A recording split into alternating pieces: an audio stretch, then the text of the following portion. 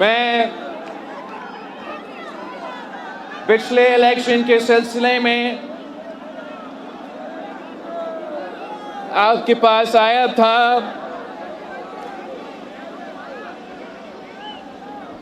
पूरा महीना यहाँ गिलगित बल्तिस्तान में गुजारा था। गिलगित बल्तिस्तान का हर डिवीजन, हर डिस्ट्रिक्ट और तकरीबन हर तहसील में खुद पहुंचा था और आपके सामने अपना मंशूर भी पेश किया। और मैं गिलगित बल्तिस्तान के अवाम का शुक्रगुजार हूँ कि आपने हमें कामयाब करवाया, आपने हमें सबसे ज़्यादा वोट्स दिलवाए और फॉर्म 45 के मुताबिक आपने हमें सबसे ज़्यादा सीट्स भी दिलवाए थे।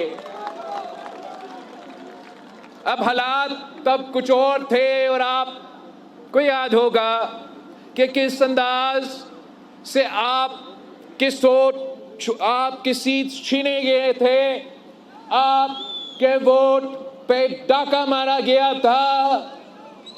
मगर इस दफा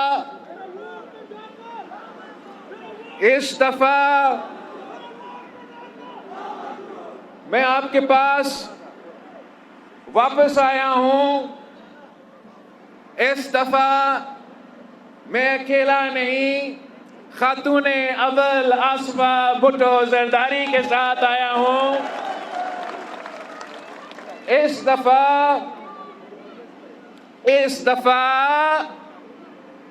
आपने फॉर्म 45 का बंदोबस्त करना है और इंशाअल्लाह ताला हम मिलके आपका वोट का तहफ़्फ़ुज़ करेंगे।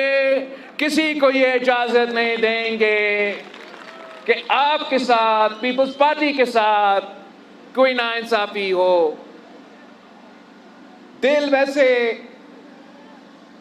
इस इलेक्शन कैंपेन में ये कर रहा था कि मैं खातूने अव्वल को पूरे गिलगित बल्तिस्तान का दौरा पे लेके जाऊं। मैं आसफा साहिबा को डियासाई प्लेन्स भी दिखाना चाह रहा था, फेरी मेडोज भी दिखाना चाह रहा था, आपके ग्लेशियर्स, आपके पहाड़ों, उसी अंदाज में जैसे पिछले इलेक्शन में हम हर जिला और तहसील में पहुंचे थे। हालात इस बार कुछ अलग थे। वैसे पूरी मुस्लिम उम्मा एक इम्तिहान से गुजर रहे हैं। आप फ़लस्तीन के गज़ा में जो सूरत हाल में वो आपके सामने है, जो लेबनान में सूरत हाल है वो आपके सामने है, जो अरब ममालिक में सूरत हाल है वो आपके सामने है, जो ईरान के साथ हो रहा है वो भी आपके सामने है। और इन हालात में गिलगित बल्तिस्तान के अवाम को ये फैसला करना पड़ेगा कि इन हालात में वो किसको चाहते हैं कि उनका नुमाइंदगी करे। कि जब पूरी मुस्लिम उम्मा इस इम्तिहान से गुजर रहे हैं तो गिलगित बल्तिस्तान का इन हालात में बेहतरीन नुमाइंदगी कौन कर सकता है। और मैं समझता हूं कि पाकिस्तान पीपल्स पार्टी का तो 3 नस्लों का साथ है गिलगित बल्तिस्तान के अवाम के साथ। आम हालात में वैसे ही पाकिस्तान पीपल्स पार्टी बेहतरीन अंदाज में आपको नुमाइंदगी कर सकती है, मगर इन हालात में और भी ज़रूरी है कि अगर गिलगित बल्तिस्तान की आवाज़ हमने इस्लामाबाद तक पहुंचाना है, आलमी दुनिया में पहुंचाना है तो आसिफ अली जरदारी से बेहतर कोई और नुमाइंदा है।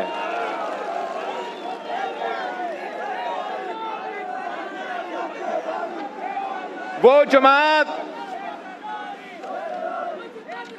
जमात जो आज तक पाकिस्तान की जो दफा है, पाकिस्तान जिस अंदाज से दफाई तौर पे मजबूत है, अगर आज पूरी दुनिया एक इम्तिहान से गुजर रहे हैं तो पाकिस्तान की तरफ कोई माली आंख के साथ नहीं देख सकता।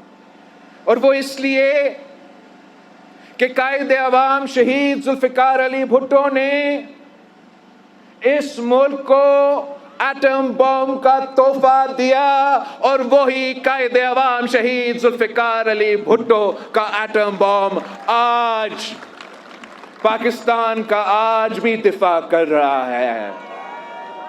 गरीब खुदा बख्श में शहीद जुल्फिकार अली भुट्टो आज भी हमारा दिफा कर रहा है। आपको मालूम है कि आप ही के सरजमीन से कायदे अवाम शहीद जुल्फिकार अली भुट्टो ने यह ऐलान किया था कि हम घास खाएंगे मगर हम बम बनाएंगे। ये तारीखी कायदे अवाम शहीद जुल्फिकार अली भुट्टो के अल्फाज गिलगित बल्तिस्तान के सरजमीन से उठा था। तो मैं पूरा पाकिस्तान को बताना चाहता हूं कि ये एटम बम का तोहफा गिलगित बल्तिस्तान के अवाम की तरफ से पाकिस्तान के लिए।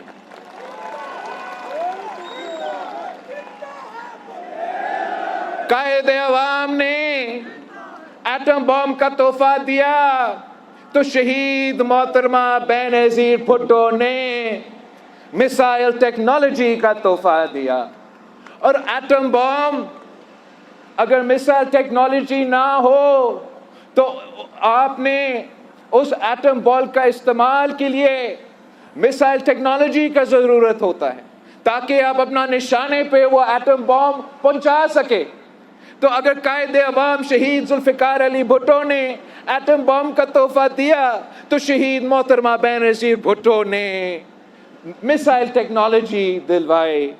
तो कायदे अवाम शहीद जुल्फिकार अली भुट्टो आज तक किस मुल्क का दिफा एटम बम की सूरत में कर रहा है, और दूसरी तरफ कायदे अवाम की बेटी शहीद मोहतरमा बेनज़ीर भुट्टो आज तक गरीब खुदा बख्श से पाकिस्तान की दिफा कर रही है उन मिसाइल टेक्नोलॉजी के जरिए। इसके बाद जो पाकिस्तान की कौमी सलामती के लिए, पाकिस्तान की खुद मुख्तारी के लिए सबसे बड़ा फैसला जो लिया गया, जो सीपेक से भी बड़ा फैसला है, जो ईरान पाकिस्तान गैस पाइपलाइन, आपको मालूम है किसने ईरान पाकिस्तान गैस पाइपलाइन का बुनियाद रखा। और ईरान पाकिस्तान गैस पाइपलाइन से भी ज्यादा अहमियत रखती है तो वो सदर जरदारी का वो फैसला है। सदर जरदारी को मर्द हुर का वो फैसला है जब उन्होंने जो पाकिस्तान में मौजूद दूसरे ममालिक के बेसिस मौजूद थे और वो ममालिक पाकिस्तान का सरजमीन इस्तेमाल करके मुसलमान ममालिक पे हमला करते थे। सदर जरदारी जब इस मुल्क का पहली दफा सदर बना तो सदर जरदारी ने वो तमाम बेसिस ना सिर्फ बंद करवाए मगर हमारे मेहमानों को बड़े इज्जत के साथ खुदाफिज भी कह दिया था। और ये तारीखी फैसला की वजह से आज भी इन हालात में अभी तक पाकिस्तान महफूज है।